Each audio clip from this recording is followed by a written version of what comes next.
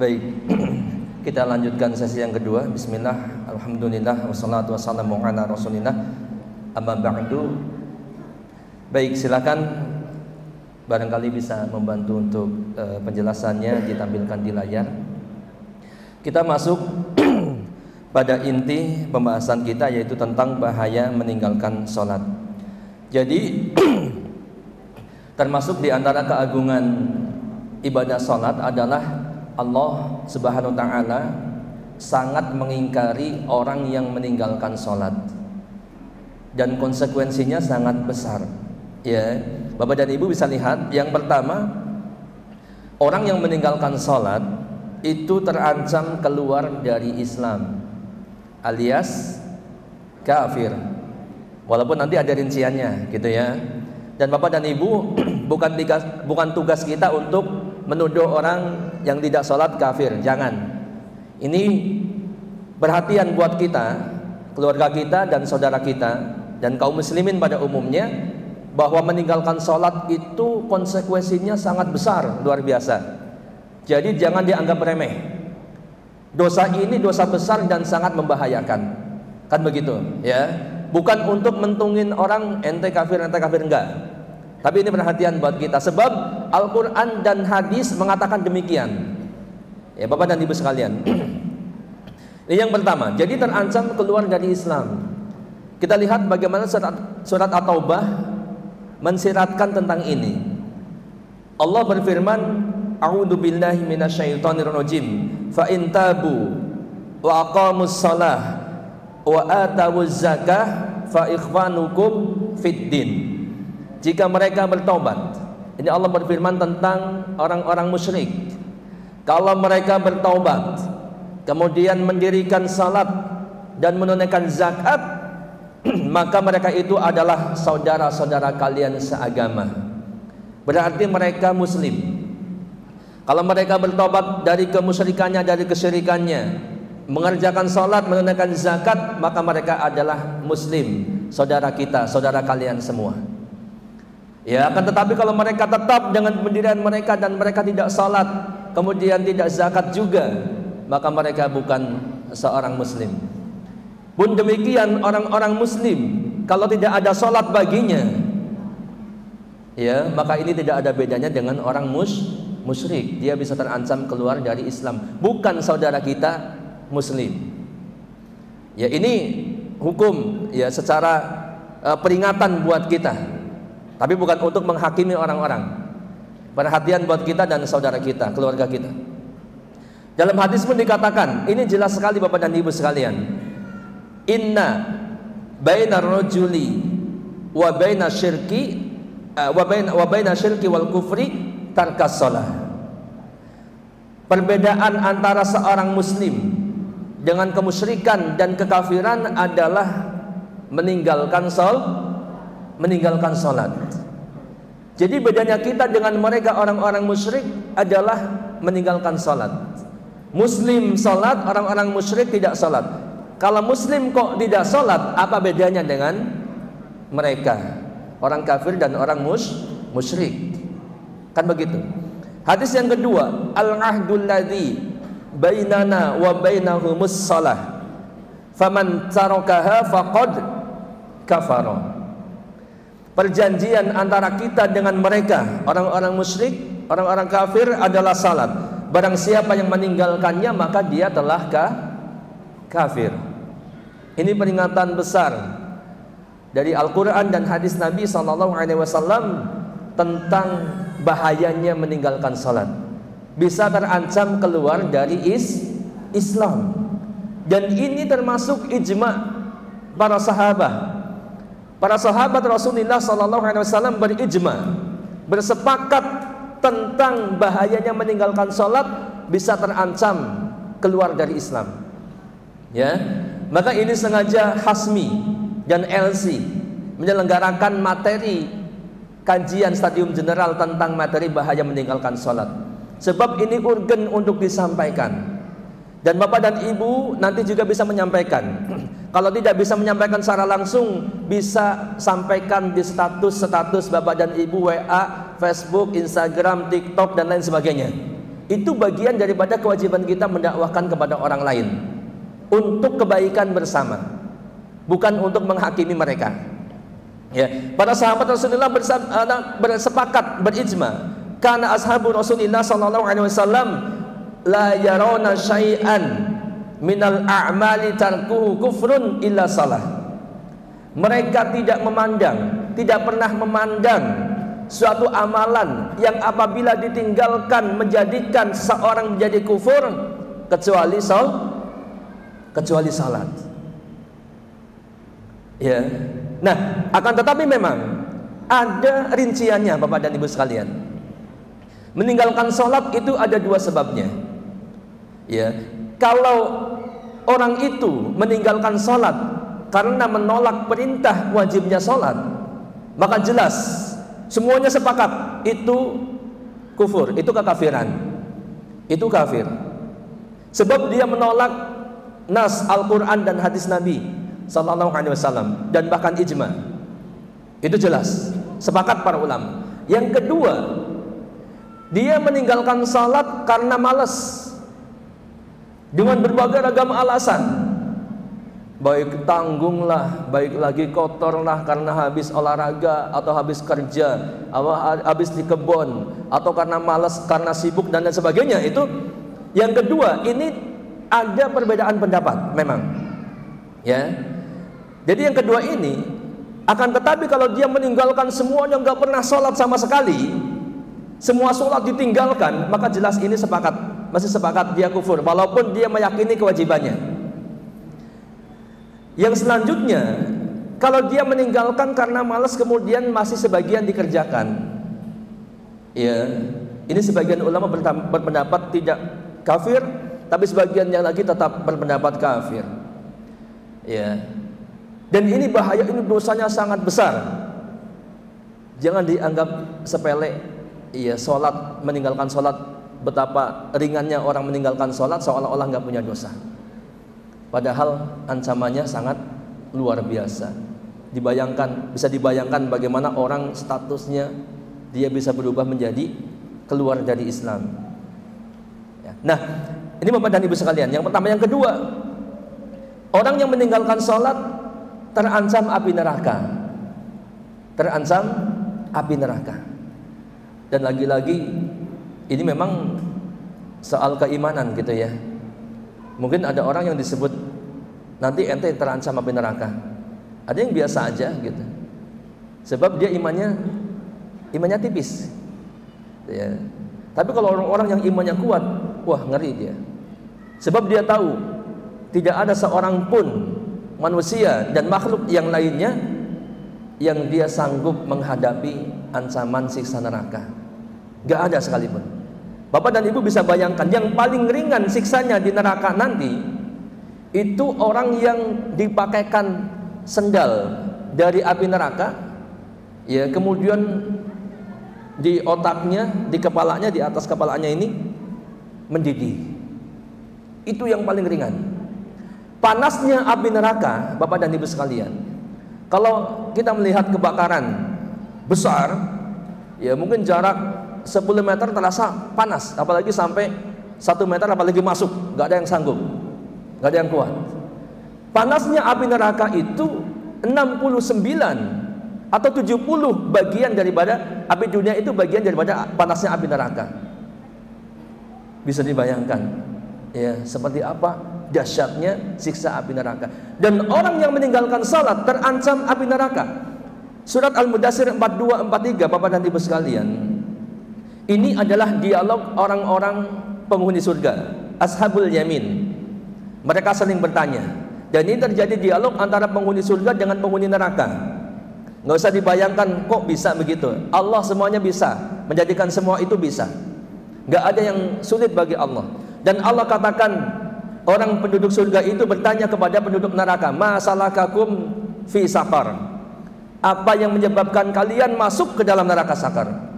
Apa yang menjadikan kalian disiksa dalam neraka saqar? Ya, mereka menjawab, qalu lam naku minal musallin. Kami dahulu bukan termasuk orang-orang yang mengerjakan salat. Neraka saqar. Dalam penjelasan Bapak dan Ibu nanti bisa searching neraka sakor itu apa.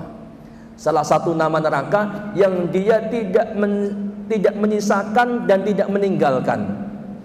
Dilibas semua jasad orang yang dimasukkan ke dalam neraka sakor, hangus dibakar. Ya, kemudian dihidupkan lagi, dibakar lagi, dihidupkan lagi.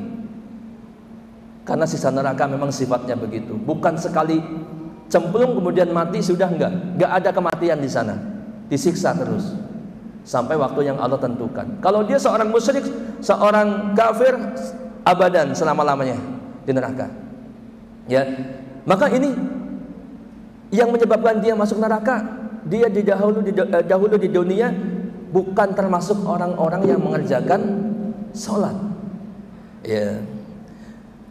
Kemudian hadis Nabi SAW, man lam yuhafid 'alaiha walam takun lahu nuran wala burhanan wala najah wa kana yaumal qiyamah ma'a Qarun wa Fir'aun wa Haman wa Ubay ibn Khalaf.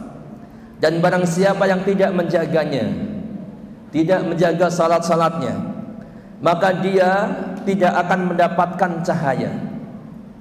Jadi di akhirat nanti kita butuh cahaya. Ya, dan masing-masing cahayanya sesuai dengan keimanan dan amal-amal kita. Orang-orang munafik tidak dapat cahaya, dan dia membutuhkan cahaya itu. Ya.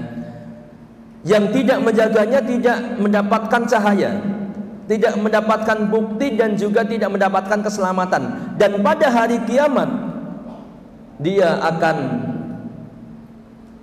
akan bersama siapa? Qarun, Fir'aun, Haman, dan Ubay ibnu Khalaf. Ya, dalam penjelasan kurang lebihnya, kalau orang yang meninggalkan sholat karena sibuk dengan hartanya, dia akan bersama Qarun. Orang yang sibuk dengan jabatannya, ya, dengan pimpinannya mungkin, atau dengan pekerjaannya dan lain sebagainya, dia akan bersamakan dengan Fir'aun.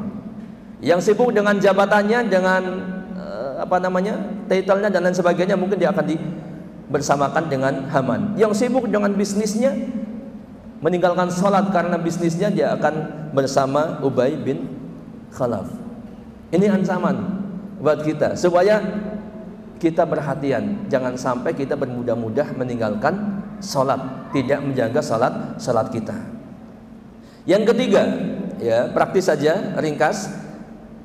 Celakalah orang-orang yang lalai atau melalaikan sholatnya. Bapak dan Ibu sekalian, surat pendek yang sudah kita hafal, fawaidul lil musallin alladzina hum an salatihim sahun. Maka kecelakaanlah bagi orang-orang yang sholat, yaitu orang-orang yang lalai dalam sholatnya. Dikatakan lil musallin, untuk orang-orang yang sholat. Bapak dan Ibu sekalian, orang-orang yang sholat saja bisa celaka. Ya, seperti tadi, ya, orang yang sholat saja bisa terancam. Ya, apalagi kemudian orang yang tidak mengerjakan sholat, maka dia lebih celaka lagi. Yang dimaksud lalai dalam sholat adalah tidak mengerjakan sholat sama sekali. Ini jelas, ya, sepakat dia celaka. Yang kedua, lalai dari pengerjaannya di waktu yang telah ditetapkan oleh syariat, malah justru mengerjakannya di luar waktu yang ditetapkan. Baik dia mendahului atau dia keluar, ya, dari waktu yang ada kemudian sampai kelewat.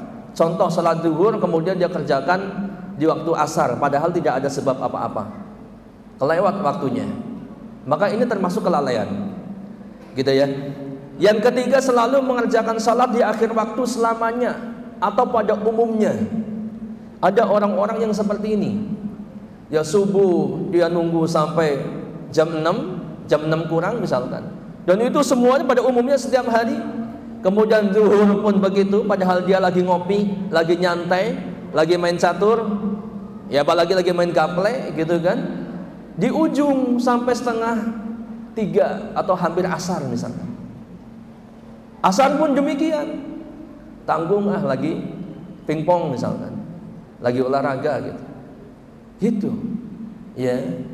Dan keumumannya begitu, maka ini termasuk orang yang lalai. Ya berbeda lagi kalau kondisi tertentu dan di waktu-waktu tertentu saja, kondisional, ada sebabnya. Tapi kalau pada umumnya begitu, dia celaka. Ya, dia termasuk orang celaka walaupun dia mengerjakan salat. Yang keempat, tidak memenuhi rukun salat dan syaratnya sebagaimana yang diperintahkan. Ya, syarat wudu contoh, syarat salat berwudu suci. Nah, ini tidak dipenuhi atau tidak benar. Ya, kemudian menutup auratnya tidak sempurna misalkan. Dan seterusnya. Termasuk dalam mengerjakan salatnya asal-asalan. Ini bahaya, terancam celaka. Tidak khusyuk dan tidak menentukan tadabbur apa yang dibaca dalam salat. Ini pun kalau setiap hari begitu, tidak pernah faham sama sekali, tidak pernah mentadaburi sama sekali bacaan-bacaan salatnya, termasuk Al-Fatihah saja dia baca tapi pikirannya kemana-mana dan setiap salatnya begitu, maka ini boleh jadi termasuk yang celaka. Masa iya, ya dari kita kecil sampai segini tuanya, istilahnya memahami terjemah Al-Fatihah saja kita nggak bisa. Ya, dalam sholat, setiap sholat kita nggak pernah khusyuk, nggak pernah mentadaburi sama sekali makna-makna daripada bacaan sholat. Sholat tapi pikirannya kemana-mana terus. Tahu-tahu selesai, tahu-tahu salam. Ya, apalagi dalam sholat tidur, tahu-tahu salam. Ini bahaya nih. Ya, bagaimana mungkin dia mentadaburi? Ada orang yang begitu, boleh jadi ada. Berdiri ngantuk, duduk apalagi. Sujud lama, ternyata tidur. Nah, ini jangan sampai terjadi. Sebab kita takut kita termasuk orang yang terancam fawaidul lil musallin. Baik. Kemudian yang keempat, bahaya meninggalkan salat. Meninggalkan salat walaupun hanya sebagian, ini adalah sifat orang munafik. Ya. Yang orang munafik, ya ini termasuk satu golongan yang mohon maaf ini, yang terancam fi asfali minan nar, gitu kan? Kalau munafiknya tulen, dia terancam di neraka yang paling dasar.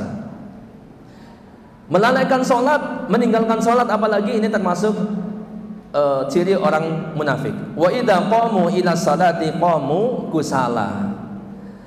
Dan apabila mereka berdiri untuk sholat, mereka berdiri dengan malas. Ya tadi mau sholat tanggung sampai ujung gitu kan, mau habis waktunya baru dia terpaksa berdiri sholat. Ketika sholat pun kayak apa, ayam matuk makanan gitu, cepat tahu-tahu selesai. Ente sholat cepat amat gitu, tahu-tahu udah balik lagi, udah selesai kan begitu. Ya, asqalu salati 'alal munafiqin salatul isya wa salatul fajri walau ya'lamuna ma fihima la atauhuma walau habwan. Salat yang paling dirasakan paling berat oleh orang-orang munafik adalah salat isya dan salat fajar, salat subuh. Seandainya mereka mengetahui pahala apa yang ada pada keduanya, salat isya dan salat subuh, niscaya mereka akan mendatanginya meskipun dengan merangkak.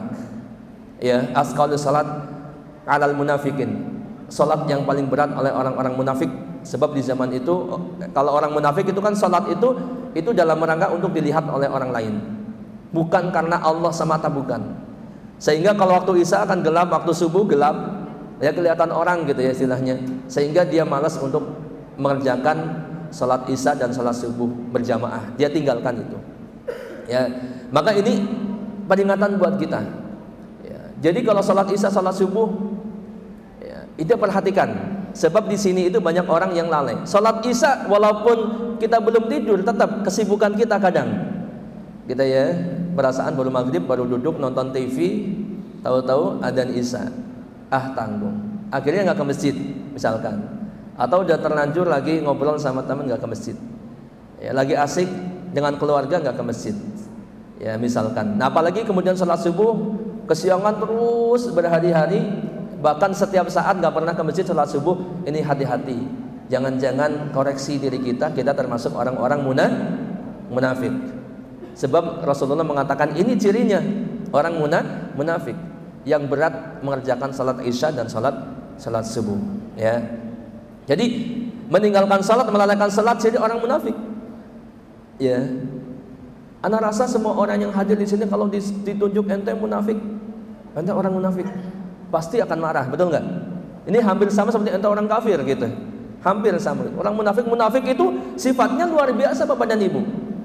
Coba, di antara sifat orang munafik itu, dia membenci ajaran-ajaran Islam, dia membenci orang Islam, dia membenci Islam kalau agama Islam sukses, dia membenci kalau orang-orang Islam sukses, dan dia senang kalau orang Islam hancur.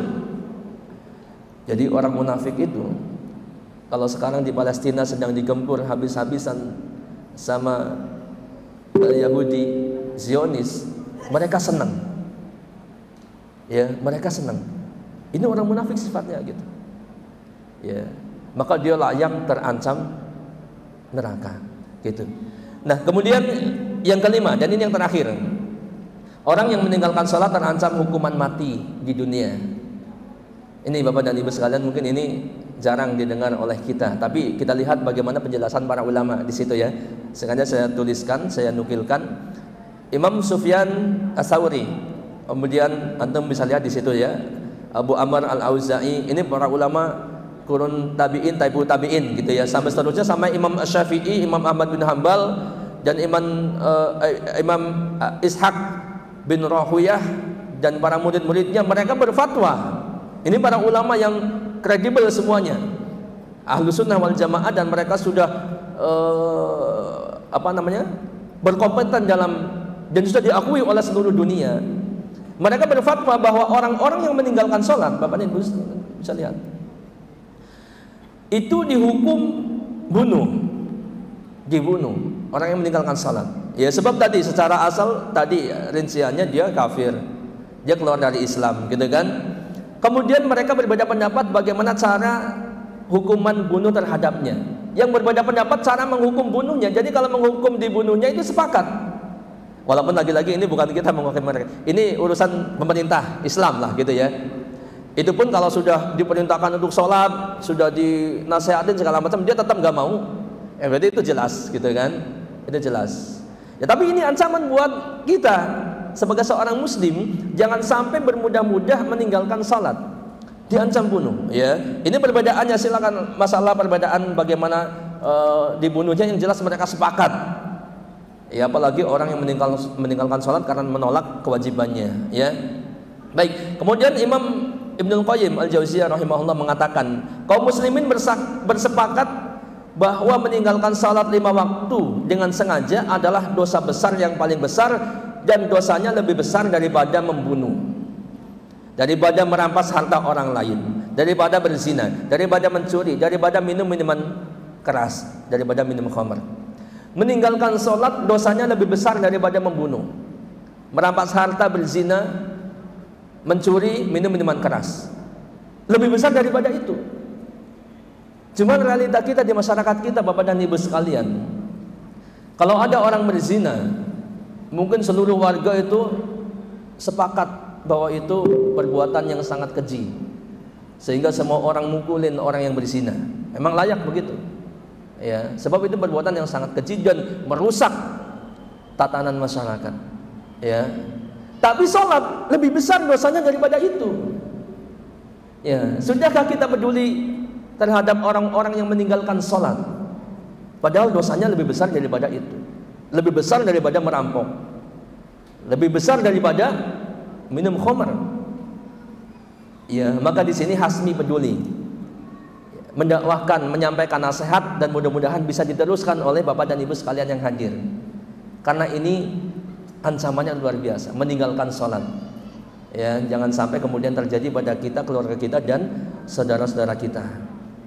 Tidak ada dosa yang setelah kejelekan yang paling besar, tidak ada dosa kejelekan yang paling besar daripada meninggalkan sholat hingga keluar waktunya dan membunuh seorang mukmin tanpa alasan yang benar. Disebutkan sholat meninggalkan waktunya dan juga membunuh seorang mukmin tanpa alasan yang benar. Ini termasuk dosa yang paling besar. Wallahu a'lam bishawab. Ini yang dapat disampaikan sedikit sekelumit, sengaja disampaikan secara ringkas. Yang penting maksud dan tujuannya adalah tercapai untuk kita sekalian. Ya, tentunya tidak seperti kajian kitab memang, tapi kajian kitab pun pada intinya adalah ini yang disampaikan. Ya, sebab yang hadir di sini pun ya belum tentu. Mungkin itu levelnya lain lah kalau mau kajian kitab, ya. Tapi ini adalah kajian umum, maka disebutkan stadium general. Ya, yang pada intinya mudah-mudahan semua yang disampaikan bisa diserap, bermanfaat untuk kita sebagai pengingat untuk kita dan keluarga kita, dan sekali lagi bisa disampaikan kepada yang tidak hadir di sini. Mohon maaf atas segala kekurangannya dan kesalahannya. Saya tutup, saya akhiri. Tentunya tidak ada pertanyaan karena masih ada rangkaian acara yang lain. Dimohon untuk tidak meninggalkan tempat terlebih dahulu meskipun materi sudah selesai. Kita tutup. Subhanakallahumma wa bihamdika asyhadu an la ilaha illa anta astaghfiruka wa atubu ilaik. Assalamualaikum warahmatullahi wabarakatuh.